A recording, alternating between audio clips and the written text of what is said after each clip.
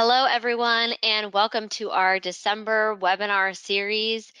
This is the webinar on Unlocking LMI Potential, a TVA Home Uplift Success Story. Now I'll pass it along to our moderator, Alex Scott. Cool. Thank you, and good morning, everybody. Really appreciate you. Well, and good afternoon for some. Appreciate you taking the time to join this morning. Quickly, our agenda today, I'll first go through our introduction and bios of both our panelists and myself. We'll go through kind of a high-level discussion on understanding of the low-income market. Frank will then get into a detailed presentation of the TVA Home Uplift program and the success that has had over the many years of its implementation, and then conclude with a discussion and Q&A as mentioned. So next slide, please, and we'll get into our bios. Today, we are joined by Paula Glover. Paula is the president of the Alliance to Save Energy as of January of this year. Paula has more than 25 years of experience in the utility industry and is the 7th president in the history of the Alliance's 43-year term. We're also joined by Frank Rapley. Frank is with TVA and with 32 years of experience in the electric utility industry. He currently leads the energy rate program for TVA. And then finally, we have myself. I'm Alex Scott. I am a business development vice president with CLEAResult. I've been with the company since 2012, but I've been in the energy industry since about 2008. While I'm currently in business development, I run a number of different programs, including successful low-income programs, actually in the Southeast United States. So this is a topic that is near and dear to me. Next slide, please. So to start off, we'll start by talking about why there is such a need to really discuss and focus on the low and moderate income market, and why you need certain strategies in order to address the particular needs of this market. So with that, next slide, please. So the first is that the customer needs vary greatly. You may have a customer who fits in within the area median income category that makes them eligible for the program that might not have that much experience with energy efficiency. You may have a disabled customer, an elderly customer who is on fixed income that is eligible for the program, that has their own kind of needs and need to be walked through how the program works, what that is they're eligible for. So there is that very specific segment of the population that we have to make sure that we're kind of addressing here. The second is, and with those folks, there can be a gap in understanding or trust. Oftentimes there could be a language barrier, there could be a technology barrier and understanding, as we see across all energy efficiency programs as we engage with customers. And then particularly with trust, depending on how a customer is approached, they might not have trust with the utility, they might not have trust with an implementer, and they might not have trust with a trade ally. So there's a certain way they really need to approach these customers to ensure that they understand the value that they're getting and the fact that it is really a thing that they can take advantage of. One big barrier that is run into oftentimes with this segment of the market is the split incentive between property owners and tenants. This can be an administrative barrier as you try to seek getting permission from a landlord in order to do an upgrade on a property. It may be a barrier because a tenant would think, why am I going to upgrade something that I don't own and understand the energy efficiency and the reduction in bill benefit that they could potentially get? And then finally, there is a very significant impact on both health and finances with the indoor air quality of a home, with some of the other weatherization measures which can really impact the livability of a place, that the comfort level of a home. In addition to the fact that, you know, for the most part, with this particular segment of the population, the money that they can save on energy post a weatherization upgrade represents a much higher proportion of their disposable income. So it really does have a large impact on this particular segment. And with that, I'll pass it off to Paula to talk a little bit more about some of the issues and barriers. Thanks so much, Alex. Thanks for that setup. And it's so great for me to be here with you all today. Again, I'm Paula Glover. I am the president of the Alliance to Save Energy. And we are a nonprofit coalition based in Washington, D.C., that advocates for bipartisan energy efficiency policy that we know will address climate change. It's going to create jobs and economic opportunity, as well as what we're focusing on today, which is reducing our energy costs and energy burden. So I've been looking forward to this conversation because what we know is that universal accessibility to energy efficiency programs, and how we reach those families who have the most to gain from the technologies that we have to offer is really at the crux and the core of our industry today. It's a question that we really need to have a clear answer to if we're going to reach our decarbonization goals, if we want to lower energy burdens. We need to be able to figure this out. And if we are going to have a just energy transition, which ensures energy affordability, then the work that we do in efficiency is critical to that success. So before we really dive into what TVA's Home Uplift program, something that I know you're really going to really be glad that you hear about, let's just talk a little bit about the challenges that are around for having efficiency programs in low moderate income communities. Next slide, please. So let's start out with the statistic. In the United States, low-income households make up 30% of US residential energy demand, but they only receive 6% of energy efficiency funding. And I just want to talk about why. The first is access to credit, money, and information. That's not a surprise, right? If you think about the efficiency gap, the unfortunate reality is that those who would benefit the most from efficiency measures have the most difficulty in affording these upgrades. And that makes sense if you consider that many LMI households do not have the level of disposable income that would be required to make these kinds of investments. Now, there are other issues as well that we have to consider, right? Poor housing quality, and as well as credit discrimination, that also contribute to the program, these kinds of problems in these communities, and makes it also less cost effective and more challenging to run these kinds of programs that we know help families. Another barrier, though, is access to information. Households in underserved communities may be unaware of our efficiency programs, that they even exist.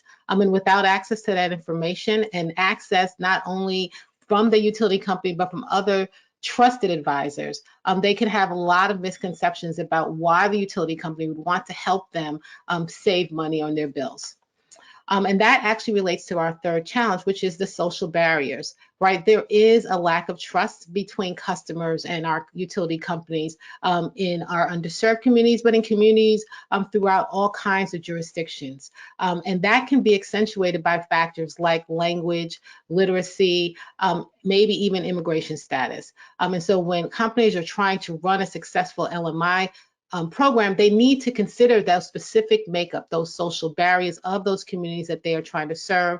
And it may differ city to city, neighbor to neighbor, and quite frankly, even block to block. And finally, I think another barrier is right access to contractors that can provide these services. We know that energy efficiency jobs are located in about 99.8% of the counties in the United States. But that does not mean that there isn't a challenge in finding contractors to do this work. And so we have to be focused on workforce development, ensuring that we are not only developing people to work in companies, but also supporting people in communities to start their own businesses and we want them to be focused on energy efficiency so that we can get this work done, because again, what we're looking for is universal access. And finally, I think the last roadblock to these kinds of programs is that we may not be even valuing the full spectrum of benefits as it relates to efficiency. We really do need to think critically about how we incentivize efficiency programs from the customer standpoint, but also how we incentivize those programs as we look at utility programs and what we're trying to accomplish. And that may mean that cost effectiveness may not be the right measure. We have to think creatively if we are trying to spread the access to these programs to a much larger community base than we have today. Next slide. So what kinds of policies should be in place?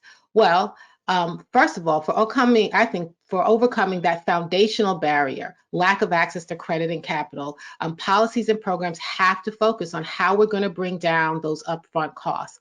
Because while we know that efficiency is an investment that pays off in the long run, for example, spending an extra $100 on an Energy Star washing machine will save more than $100 in energy costs over the lifetime of that appliance. That doesn't help a family who doesn't have the $100 to start with. And so it can limit the usefulness that rebates have, tax incentives have. These may not be the types of incentives that are going to help this customer base. And so having a focus on how we bring down those upfront costs, perhaps instead of offering a rebate, we take that discount off the top when we're selling that appliance, is going to be something we need to think about in terms of our policies. Secondly, though, is that we have to think about how we're going to have better consumer education. You can offer the most incredible efficiency program, but if people don't know about it, it does not do any good. And what we need is clear, a convincing marketing strategy that convinces people about the benefits of efficiency, and explains to them very transparently, right, the potential that efficiency can have for them, so that we can begin to build trust. So it's an open conversation about what the challenges are, what it is that we can do, what we can't do, but also providing people with as much information as we possibly can, and using our partners to do that for us. And again, this issue of trust is really closely related to this idea of understanding social barriers within the community and making sure that our programs are targeted and inclusive to that population that we're trying to serve. Step one is obviously doing our homework on specific community issues, such as using focus groups and surveys to understand those demographics and those things that are prioritized in the community. It will allow us to have greater knowledge, but also build relationship that's so incredibly important.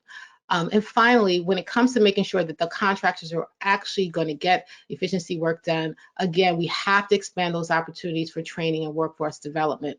On a local level, utilities can help by offering resources to contractors on how they can maximize efficiency and incentives available in their area.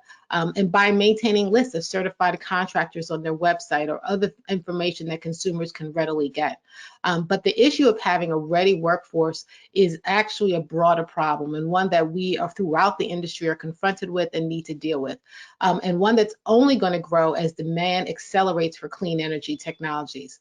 That means we need a national level solution.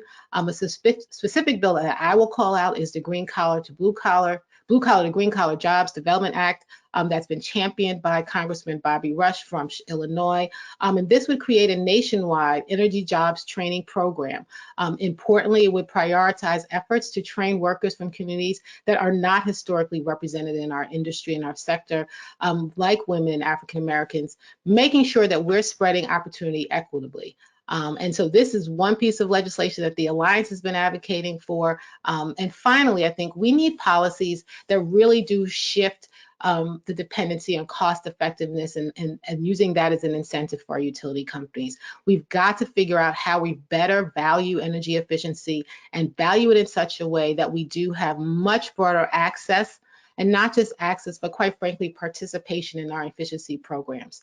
And so with that, I want to turn it over to my friend Frank, so that he can share with you the great work they're doing at TVA in the Home Uplift program. Frank. Thanks so much, Paula. It's great to be here today. I'm Frank Rapley. I am the Senior Manager for TVA Energy Right. I run the residential programs across the territory with my staff in cooperation with the 153 local power companies who are wholesale customers of TVA. So let's go to the next slide. We'll talk just a little bit about TVA, and then I'll get into the program. So a little bit of background. TVA is a wholly owned federal corporation. We are the nation's largest public power producer. We are a wholesale provider of electricity to the 10 million residents and businesses in the Tennessee Valley. We serve pretty much the entire state of Tennessee and then portions of 6 surrounding states. There are 153 local power companies. These are municipals and cooperatives across this 80,000 square mile territory that we have. The largest would be folks like Memphis Light Gas and Water and Nashville Electric Service. But then they range all the way from very large co-ops and large municipals to small municipals and very rural small co-ops as well. So it's extremely diverse set of customers across this area, about 80,000 square miles. So let's go to the next slide and we'll get into a little bit of what we do. There is a great need for low-income weatherization in the Tennessee Valley. If you think about the federal weatherization assistance program that has a qualifying income of 200% of poverty level or below. So if you kind of use that mark, somewhere between 35 and 40% of the families in the Tennessee Valley could qualify for the federal program. Obviously, the need far outstrips the supply when it comes to available weatherization dollars at the federal level, and so there's continual need out there. On top of that, energy burdens in the Southeast are among the highest in the country. Why is that? Well, first of all, we have very warm, humid summers. We also have, it can be quite cold in the winter in our service territory as well. We have, as I've already mentioned, a lot of low-income families and housing and substandard housing. So when you put all those things together, obviously a larger percentage of the family's income is going for energy costs than we would like to see. So they have a very high energy burden. Also, COVID-19 has exacerbated these problems. People have lost work, their service jobs went away, so families have struggled over the past 2 years to pay their energy bills and to keep their home cool in the summer and warm in the winter. And while energy assistance programs are great for getting over that immediate need to be able to keep the lights on and the heat on and the air conditioning on in your home, ultimately they do not solve the underlying problem, which is the home needs some substantial weatherization upgrades. And that's where we try to address that through the Home Uplift program. Next slide, please. So when we started to work and build this program out, we developed a vision for what we were trying to do. And we worked with a group of stakeholders that included local power companies, they included state energy offices, members of academia, advocacy groups, nonprofits working across the Tennessee Valley to aid low-income populations. And this group came together and we worked for probably 3 years to really build the program out, to pilot it and bring it online as a program that we can offer across the entire Tennessee Valley. And our vision for this was, as it says here, a sustainable, equitable, low-income, energy efficiency, and educational program deployed across the Tennessee Valley in partnership with local power companies, healthcare partners, and community-based organizations that reduces energy burdens for residents in need. That's what we're shooting for all the time. And it's interesting, I think, that we have healthcare partners in there because this is part of the work that we're doing right now. We're trying to really understand what the health benefits are, what the impact on social determinants of health that can then be monetized to potentially bring more healthcare dollars to play in getting this work done in homes. And so that's a quest we're on and will continue to be for quite some time. Next slide, please. So how does Home Uplift work? It is a partnership-driven funding model program. So it's a little different. Just a little background, the TVA is regulated by its 9-member board appointed by the president, confirmed by the Senate. So they are the regulators for the Tennessee Valley and for the local power companies who are our customers. So the way that we developed this program was to create a foundation whereby TVA could create a budget annually that could then be matched by our local power companies, partners, and other charitable donations to go out and do this work directly with families across the Tennessee Valley. So we have a community development financial institution partner, that is Pathway Lending in Nashville, and they operate what we call the Home Uplift Fund, where those dollars can be placed and paired with TVA dollars to do this work. So there's a formula allocation for every local power company, and then if they choose not to participate in the program and receive that match, then we reallocate again and to local power companies who are in the program and who are raising their hand and saying, hey, I'm willing to match more dollars in the program. So that's how we do it on an annual basis. But we can also take charitable donations and grants as well. So we've gotten grants from state energy offices. We've gotten them from the Federal Home Loan Bank. We've gotten them from local foundations. So there are any number of other opportunities where we can apply through a local partner, not directly, but through a local nonprofit partner, and bring more dollars to bear here. And what do we do with that? We literally go out with the aid of CLEAResult, our longtime program implementer across our entire region, and we do the participant screening. We conduct the initial audits. We write the work orders and get the upgrades done via our quality contractor network. We perform the QA on those, and we also educate the homeowner. So it's end to end, and all of this is done at no cost to the homeowner. This is entirely free to them. So we're modeled very heavily on the weatherization assistance program, but we do have a few exceptions, which I will talk about in a moment.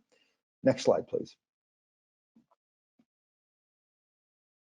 So the measures that we do are as again, are very similar to what the weatherization assistance program does. We do a lot of HVAC system repair and replacement, duct repair and replacement, attic wall insulation, obviously, windows and doors, water heating, lighting, air sealing, and refrigerators.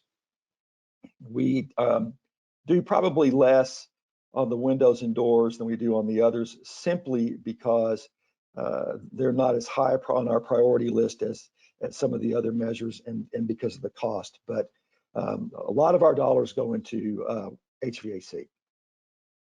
Next slide, please. So we have two models as to how we do this as well, delivery models. One we call local power company delivered, and in that model, the local power company staff themselves are the actual implementer working with the families that go through the program, supported by our CLEAResult infrastructure and TVA infrastructure, our quality contractor network, the training, the IT platforms and things that we bring to bear to be able to operate the program. If a local power company chooses, though, they can go TVA delivered or turnkey, and in that model, CLEAResult will deliver the program on the local power company's behalf. We have a split in the participants in the program. Most of them, however, choose to go turnkey, and that is because sometimes they don't have the staff available to do this type of in-depth work, because it is very labor intensive, as you can imagine, on the local power company staff.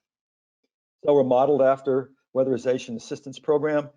All of our advisors at CLEAResult are BPI certified professionals with many years of experience and thousands of audits under their belts. They pre-screen the homes. We do the diagnostic audit. We create the work order. Work gets done by our contractors. We do the test out at the end, and it's an inspection. And then along the way, we're also providing client education to make sure they get the most out of the upgrades that are done to their home. Next slide, please.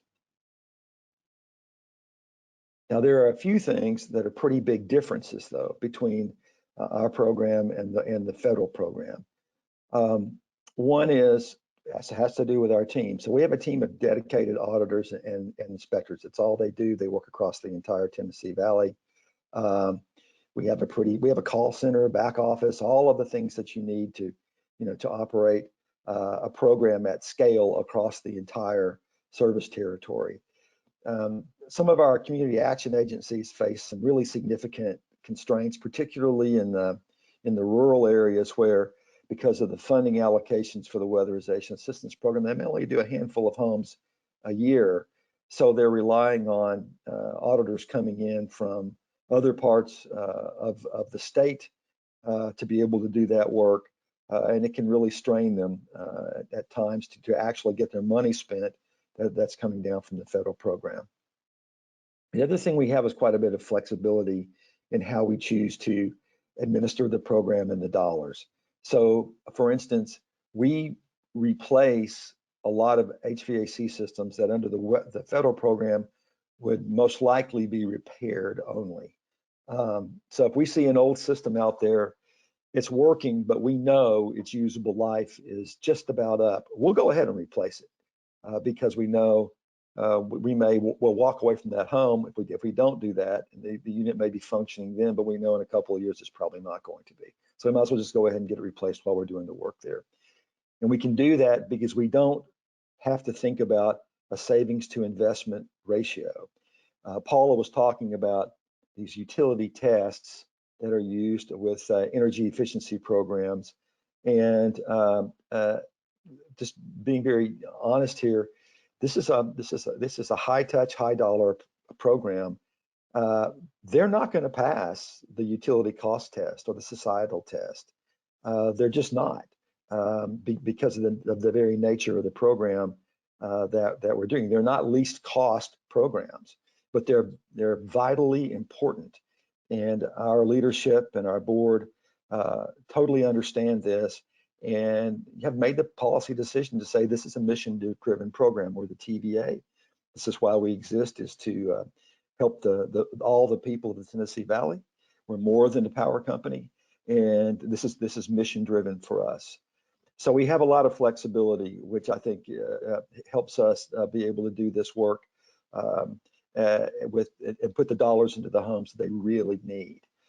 And then in thinking about recruitment, a lot of times we are taking families that are on the waiting list for the weatherization assistance program, but who will never be served because their priority points are not high enough to make the cut for the available funding. So there's always a ready pool of families there that just simply may qualify for the program, or individuals may qualify for the program, but due to the lack of priority points, will have a low probability of getting served, or certainly ever getting served, and quickly. So we've taken pre-approved families from local community action agencies, and we have just gone ahead and done the work for those. We've gone door to door in some communities, along with some trusted community partners, to be able to spread the word about the program. We've held community events at times to do this as well. And in all these cases, we work with a trusted local partner to overcome that skepticism that Paula mentioned in her comments. And this is a really critical issue, especially when you're working in communities that have really a lot of barriers, language barriers, cultural barriers.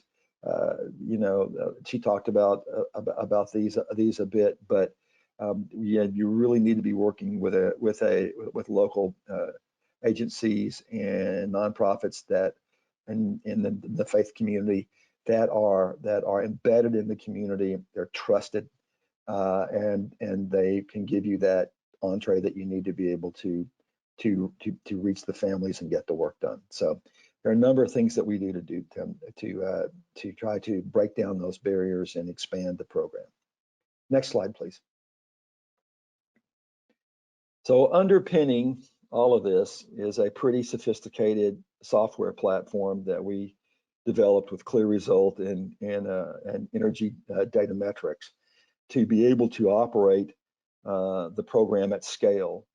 So it was built off our platform for our market rate programming that we developed a number of years ago with them. And then we further developed into a platform that the state of Tennessee uses to run their weatherization assistance program, and we maintain that platform for the state and assist them in the operation of the program in that regard. Then we built another system off of it to run the Home Uplift program. It's a cloud-based system. All the data is taken in the field on tablets and automatically uploaded as when we're in range of a cell signal. All the data application is paperless. All of it goes into a central repository. There's work order management, all of the facets that we do. Every single one of those has been automated to the greatest extent that we can do that. And what that gives us is, first of all, always a real-time look into the program at any given moment. So we can look at photos that were taken in the home yesterday. They're all in our system, and our tracking is very specific and detailed. The system will also handle multiple funding sources. So for instance, if you've got a grant from a home loan bank, and you've got another grant that's from a state energy office or what have you, and the terms and the requirements of those dollars are different, we can make sure that we're applying the dollars in the correct way and have a very good audit trail for the use of those dollars as we go through the work. And we're continually upgrading the system as we find new ways to improve it. We have integrated dashboards and reporting, so the data that can come out of this system is quite granular, and all of this goes into a repository inside TVA where all program data is collected. And then the verification pieces are all completed by our contractors. There's a full test out, and we have an independent third-party EM&V firm, D&V, that does the EM&V on all of our programs and is doing that on Home Uplift as well. Next slide, please. So a little bit about looking forward ahead of us. Our budget for this year, this fiscal year, FY22, is started the 1st of October, is about $12 million. We will double the number of homes that we did last year. And the one, I would say, challenge that we really have is staffing. We have a great staff at CLEAResult. We have great field operations people out there doing this every day. As programs go, we need more. And great auditors and inspectors are in short supply. First of all, you have to have a number of certifications to do this work, and you need to have a lot of experience or quite a bit of experience before you get out there on your own doing it. So that is one of the big issues that we're looking at, is how can we certify more auditors and inspectors to do this work. So workforce development is definitely on our what's next list here. We have a couple of pilots going. We have a couple of facilities, one in Nashville that just got commissioned, so that where we can train auditors and inspectors, contractors, and we're doing this in conjunction with Goodwill Industries, which has a construction training class actually.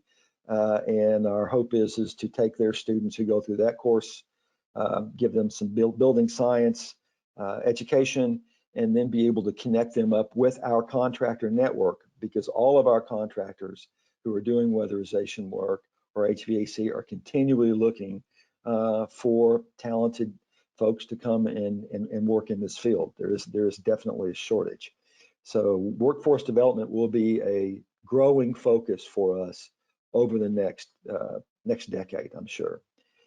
We're also shifting resources into this effort and away from some of our other programming, simply to shore up our staffing needs.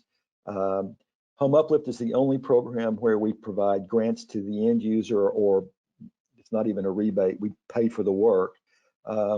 We're out of the rebate business in the upper end of the market. We have loan programs. We have lots of tools. We have our contractor network. We have advisors that can advise folks, but we're not offering rebates at this point, simply because we feel like it's most important to focus our dollars in the low income space with families who have paid for utility programs for years, but were never able to take advantage of them because of a lack of upfront capital. Another area that we are very interested about moving into is the multifamily space. Currently, Home Uplift is a single family home program.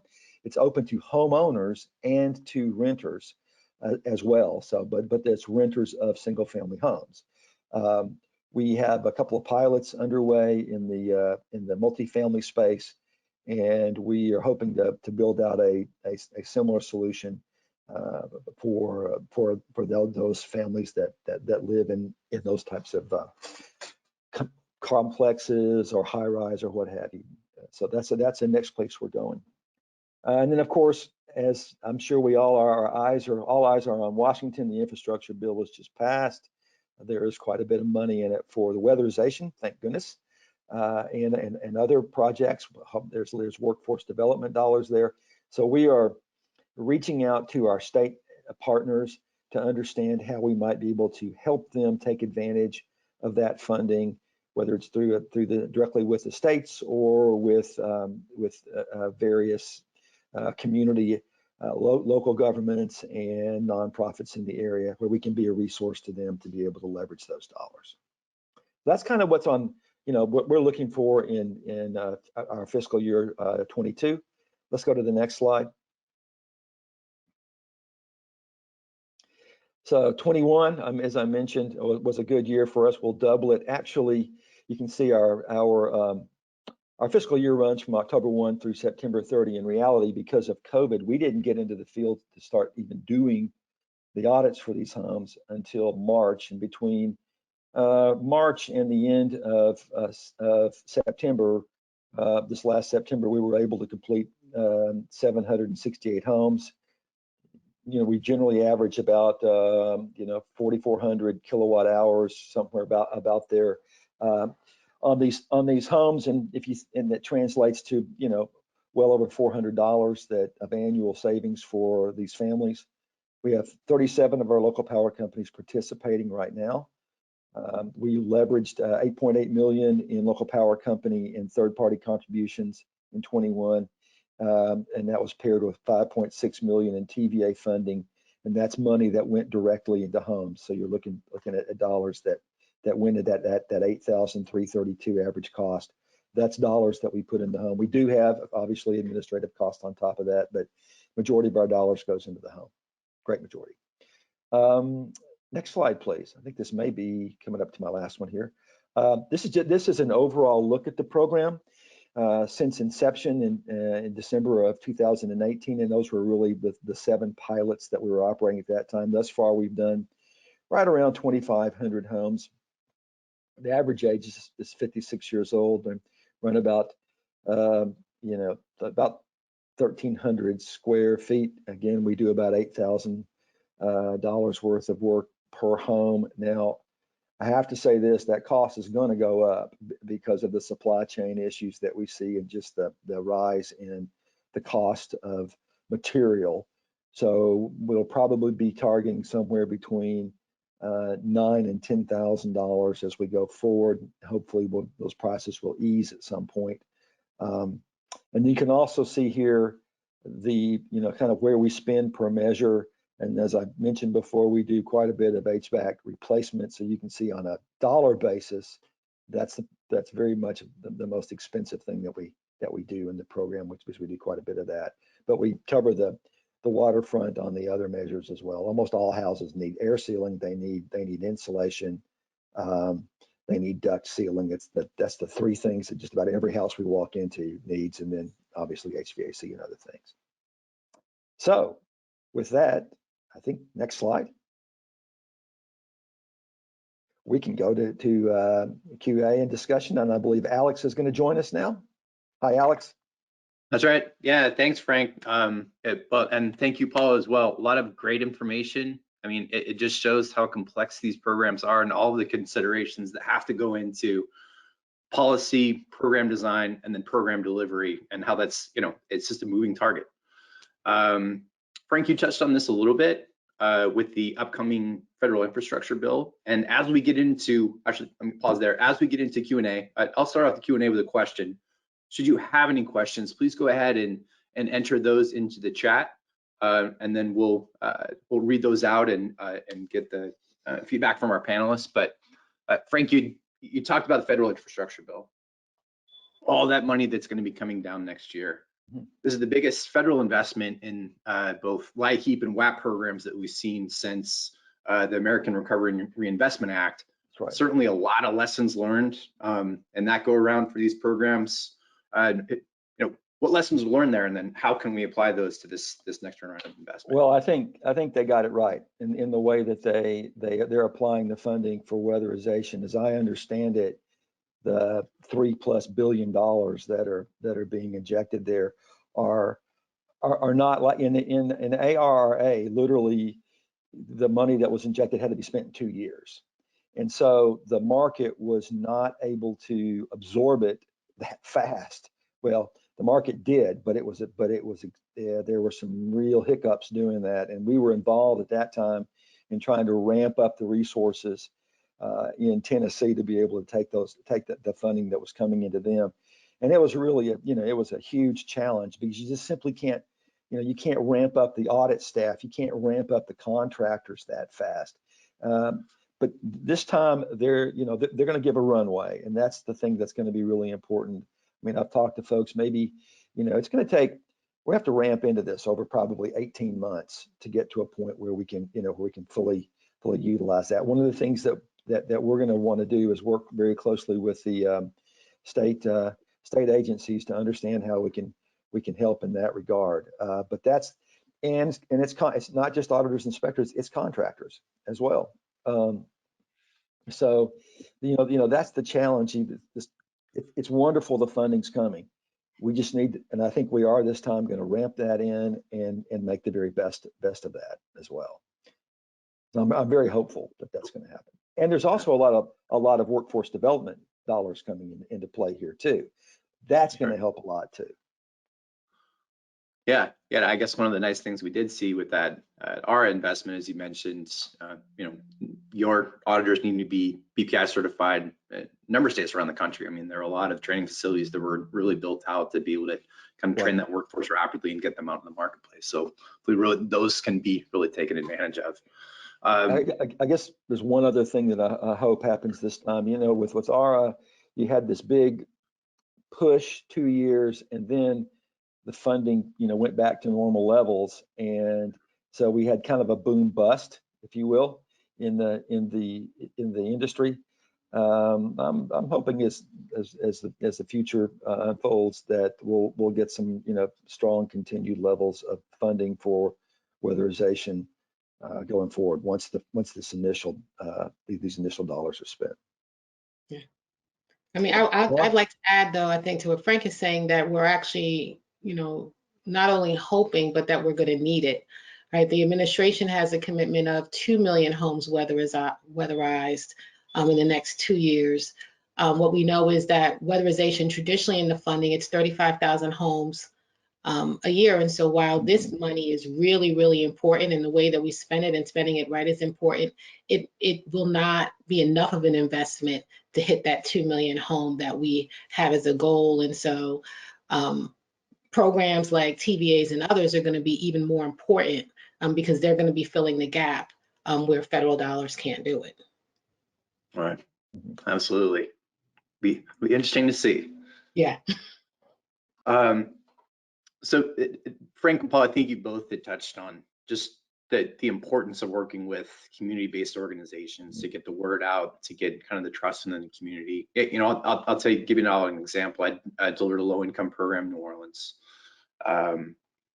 We actually got lucky in that one of our trade allies, his father was a pastor. So they were able to reach out through the faith community. And there was one person in particular, I still remember her name. She was a firecracker. I'm pretty tall. She was about yay high to me, but her personality was about up here. Right. So Pat Andrews, but she was that one person that had all the connections and all the linkages and all the trust in the community. And that's where that program became such a big success. We were really able to get that out through her. Any similar stories or any thoughts that you've seen kind of how that's worked out in the past? Paula, Yeah, I you go mean, first. I would just say that that's actually how it works. And I think for us as an industry, it requires, and I'm sure Frank would probably have to say this a lot with his team, right? It requires a level of patience, because what tends to happen as organizations is we know we're trying to do something great. And we want people to just on its face accept that we're doing something great. It's going to be great for you. We're great people, you know, and all of that positive stuff.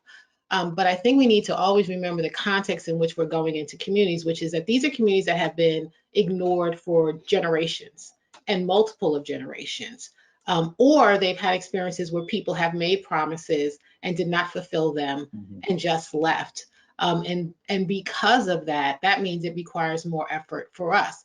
I think the good news, though, is that once you get a Miss Pat, right, the exponential success is like amazing. And it creates an opportunity for us as an industry to tell our story in a much more meaningful way so that we get to a place where communities are seeking us out as opposed to us as an industry running after them. That's 100% on target. So just to share another story, when we started this program in Memphis, we had first thing we did was we had a weatherization education workshop at a church there, and it was very well attended.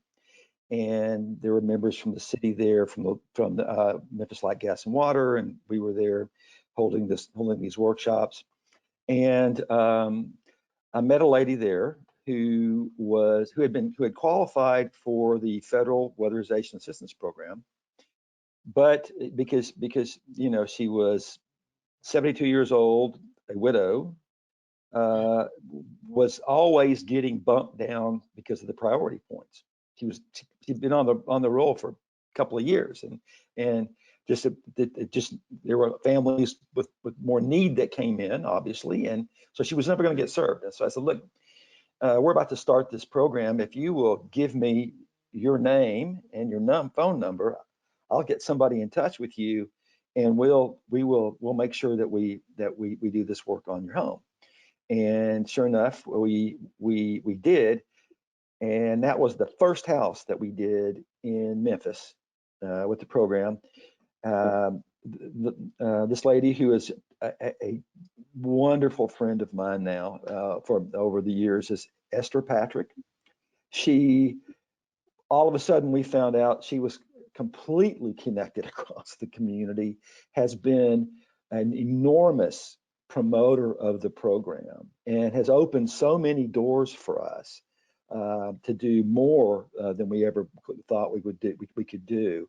And in fact, just last week, we celebrated our 500th home in Memphis. So we had the 500th home family there, and another lady, 82 years old, very active in the community. So she was there, and so was Miss Patrick. So we had the first and the 500. But you know, you gotta be that is, you know, that's the story everywhere. It's the same story in Nashville. It's the same story in Chattanooga. Wherever you are, it's when you meet those community champions, you know, then everything starts to take off. Just everything. That's right. Cool. That makes for great storytelling too. Yeah. That's a cool thing. So, Paul, I think you touched on this a bit. Frank, you touched on this a little bit from the perspective of societal cost tests, right? Regulatory framework. What needs to change? And are there any other things aside from kind of the, you know, looking forward, be it beneficial electrification, be it feeder constraints in certain areas? Are there other ways to look at low-income programs that can really help their either cost effectiveness or some other way they can really help to drive it forward? So, Paula, sorry, do you want Paul, to take that one first? Go ahead. Yeah, I think what you're hitting at, Alex, is right. What is the benefit to the overall grid and maintenance of the grid and management of load that efficiency can bring? And we have our traditional DSM, right, our demand side load management programs now.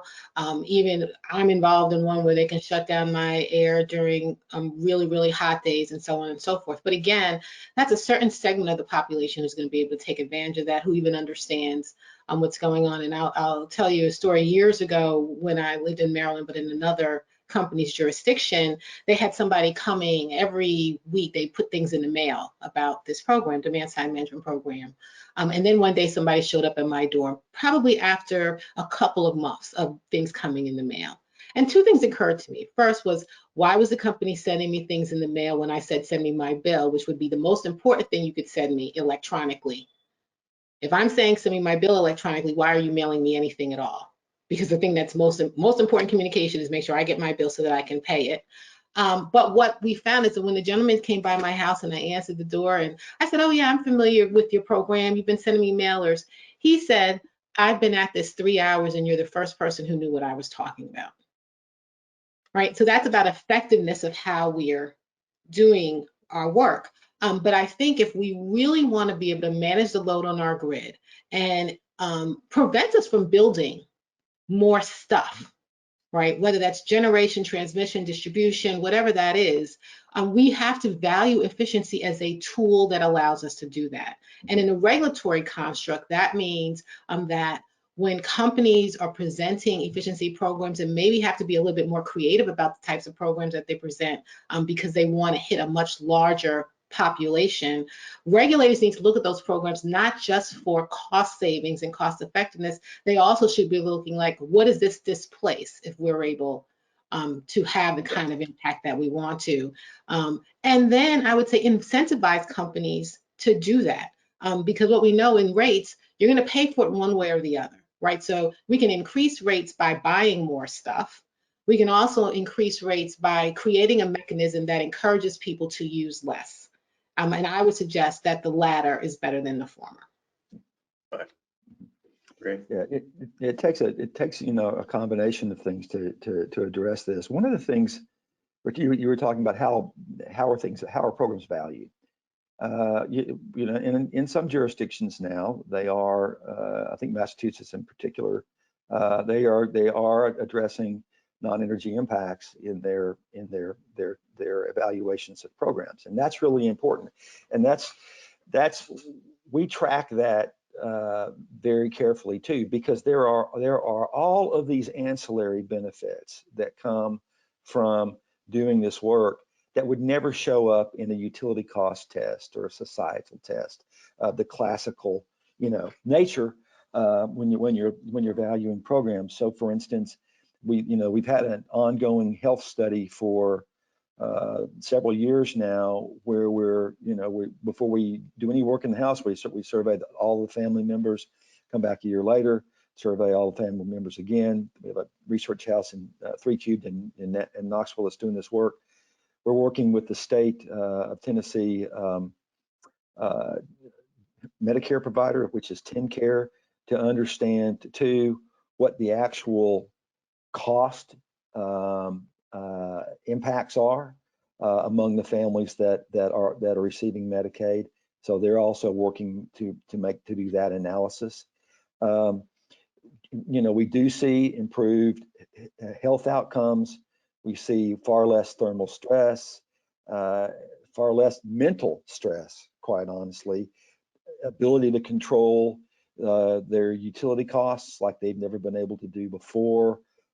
That means more disposable income for things like medicine and food and clothing and things that these families need. All of that needs to be factored into the value of doing this work. You just can't look at kilowatt hours or therms and say that's it, because there is a much broader impact on the family and on the community through this. Yeah, Alex, if I could just add something to what Frank is saying, because I think as we think about the future of efficiency and how we're becoming more digitized, this kind of foundational efficiency work is actually, we have to have this done in these households first before we can ever get to demand response. before we can ever get to people really having smart homes and having appliances that can talk to the grid and shed. None of that can happen until the kind of work that the Home Uplift program is doing happens. And so when we think about policy, certainly for us at the Alliance, we're looking at two buckets, right? The first bucket is how do we actually bring equity into the system today? And that means universal access. But then it's also how are we going to maintain that momentum so that we don't create a new divide when we actually have this full transition, because we haven't thought about things like, do we ensure that these communities have access to broadband, which is going to be increasingly more important on our systems. And so for us, we have to think about where the future is going, but a recognition that we actually don't have baseline for a lot of communities today. And so programs like Uplift and Weatherization are important just for baseline,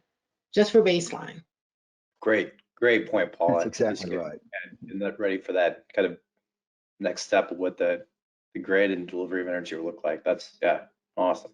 We did get one audience question, Frank, and it goes to you. Does the Home Uplight program replace mobile homes or weatherize them? We do weatherization work on manufactured housing. We did actually do a replacement pilot with one of our local power companies, West Kentucky Rural Electric Corporation. Did a pilot there to understand, excuse me, what the cost would be to actually do the full replacement. And we're trying to figure out if there's how we thread this needle a little bit, because the replacement cost would be incredibly expensive to scale. I don't think we can get there. But what I'm trying to understand is, if we took the $8,000 to $10,000 that we're going to be putting into a site-built home, and how could we take $8,000 to $10,000 and partner it with other dollars and allow that family, make that family capable of replacing that manufactured home with a new home that was energy efficient? What would that do? A total financing package, whatever it is, to kind of get it into that type of a benefit for the family. That's kind of where my head's going right now. Do not have an answer. But we do as much weatherization in the manufactured home world as we can. And if you've driven through any of our territory in the rural areas, it's just pervasive. So we have to address it. Sure. And so, yeah, a great question. I mean, given the fact that energy efficient manufactured homes that come off lot are some of the tightest and most efficient you can get, right? With just the insulation that's built into the paneling and everything else. I mean, there's such an opportunity there. For existing, of course, number of barriers, right? It's a different approach with belly insulation. In a lot of cases, you'll be dealing with communities that are going to be so far off an infrastructure grid that they would only have electricity generation, right? So that's going to be a higher proportion, especially for heating of their costs. Mm-hmm. And then space comes in as well, right? Like, we worked with a number of different programs where we've tried to convert out to heat pump water heaters. Just that added little bit of infrastructure that comes on top of a heat pump water heater might not necessarily fit into a manufactured home. So it's a very kind of unique subsegment that needs some approach. It is, especially when a lot of them ship from the manufacturer, well, from the distributor, I should say, really, with resistance heat they used to. So, that's just, and of course, what happens is that gets thrown out quickly because it's just too expensive for the family. Well, we are at time. So if we could show the last slide there, please. If you have any further questions, please submit them. Here you can see more about CLEAResult, TVA, energy policy, and then should you have any ideas about a future topic that you'd like to see addressed in one of our webinars, please submit it, and the website is there.